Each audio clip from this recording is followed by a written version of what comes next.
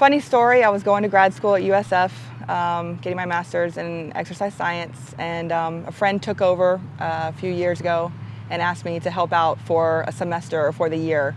And then I ended up kind of falling in love with it, and she left to go to a Division II school, and I was hired as the interim, and now 7 years later I'm still here. How did you originally get into softball? Did you play prior to coaching? I played t-ball when I was like 4 years old, all the way up, you know, majors, minors, whatever they called it back then, and then I played here at St. Pete College, and then I played at a four-year school after that. So you guys are in the Suncoast Conference. How do you guys match up compared to other teams in the conference? There's one team in our conference that went to nationals last year, and they're very, very strong. But all the other teams, I would say, were on the same level or maybe a little above.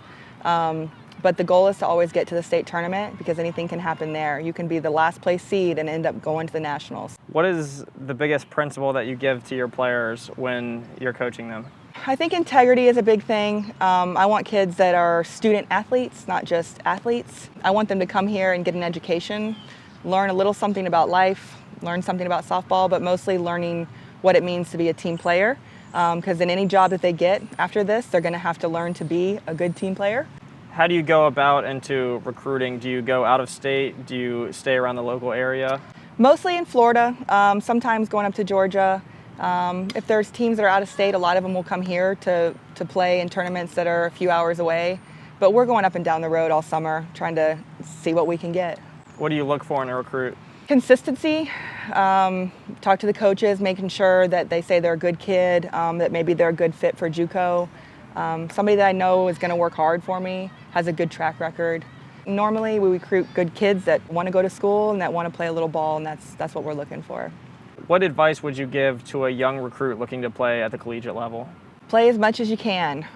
In this area, you can pretty much play ball about 11 months out of the year.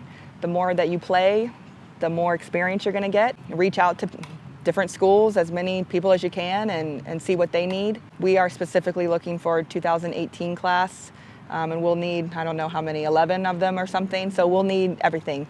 So you have 19 girls on the team. How do you go about starting over a fresh new season? How do you go about the camaraderie and getting these girls on the same page as one another? Well, it's a constant turnover. So we're losing 9 this year. So anywhere, I would say between 6 and 11 is what we lose every year. So I'm always used to having to kind of start over with the leadership of the sophomores. If you have a good sophomore class, they will try to take the little freshmen under their wing. But we don't have as much time as some of the other four-year schools to get everybody on board to buy in, per se.